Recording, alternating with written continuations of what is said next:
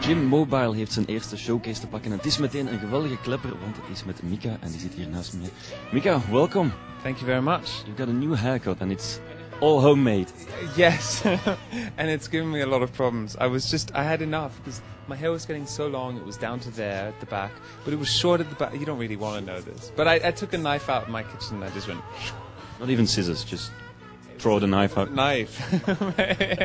Every time I do it, it's kind of like, it looks good 1 minute and then really, really bad the next, and it's my stupid fault for doing it.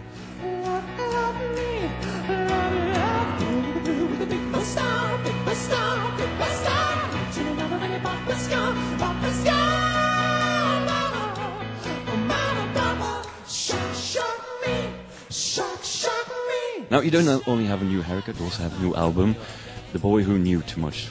What did you know before that you know right now, after 2 years of being Mika? It's kind of the other way around. Everything that I thought I knew, I don't know at all anymore.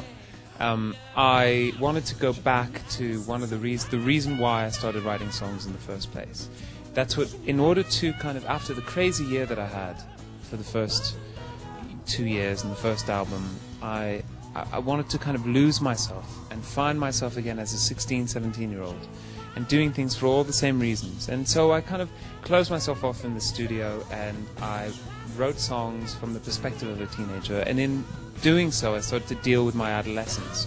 And if you look at the first album, it has a lot of kind of childhood references, and so you could kind of look at this album as a part two. It still sounds like me.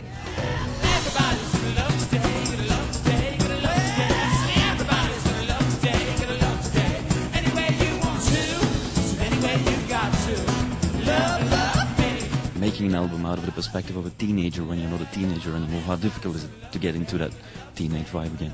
Well, not that difficult, because in a weird sort of way, I mean, by the age of, I'm 26 now, and things kind of started getting really crazy around 22, so it's not that far away, you know. So I just kind of took a few steps back, and I always felt in my life, generally, I've always been running away from my adolescence because it wasn't necessarily the easiest part of my life, and I wanted to get away from it as fast and as soon as possible.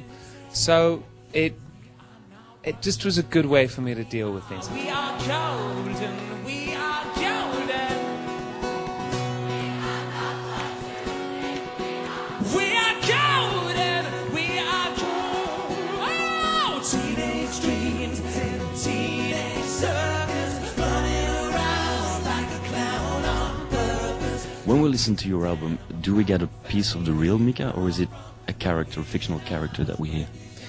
Well, that's what I wanted to address with the second album. I wanted to write songs a little bit more from the first person, but I didn't want to indulge in kind of like examining myself too much. So there is a little bit of the way that I work. Inevitably, I always end up painting comic book versions of real serious situations. So I'll take real situations and I'll cartoonify them in order to make them more bearable, but also to make them more immediate. The funny thing about illustration or comic book drawing is that it is a very distilled form of art.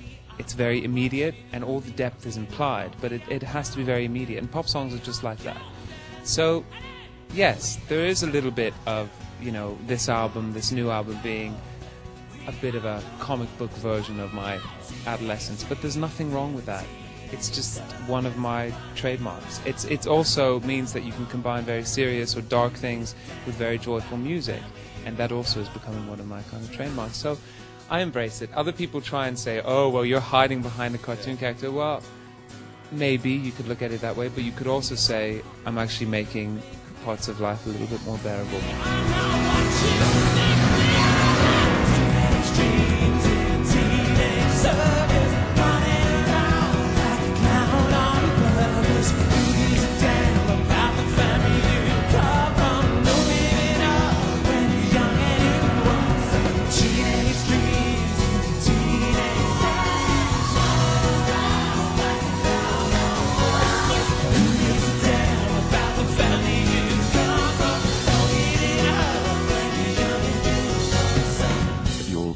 well-known fan of Belgian beers. You still got a couple of hours left before you go on stage. Is that a dangerous thing? Oh yeah, no, it's really bad.